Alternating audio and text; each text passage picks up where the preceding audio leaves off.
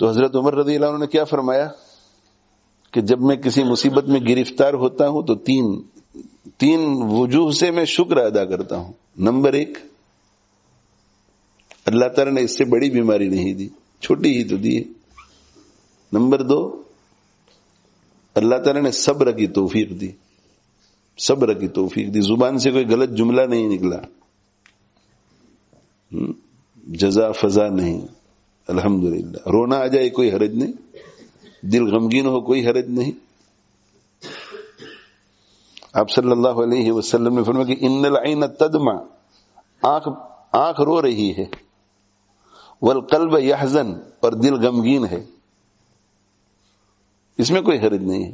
مگر ولا نقول الا ما یرضی ربنا، ہم زبان سے وہی بات کہیں گے جو ہمارے رب کو خوش کرے گی. انا للہ کہیں گے، وانا الیہ راجعون کہیں گے، اللہم اجرنی فی مصیبتی ہذہ واخلف لی خیرا منہا کہیں گے.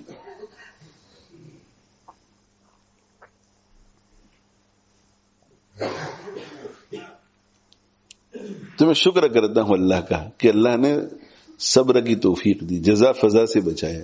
اور تیسری بات جس پر میں شکر کرتا ہوں وہ یہ کہ اللہ نے دنیاوی مصیبت میں گرفتار کیا، دینی مصیبت میں نہیں.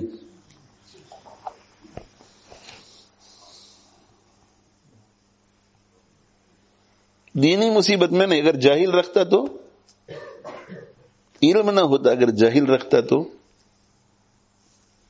اگر مسجد سے دور رکھتا تو یہ بھی تو مصیبت ہے. مسجد سے دور رکھتا، دل میں علماء کی دشمنی پیدا کرتا، دینداروں کی دشمنی پیدا کرتا،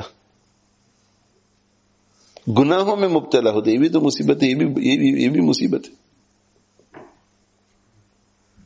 عقیدے سے یہ ہاتھ دھو بیٹھتا، ایمان ہی سلامت نہ رہتا.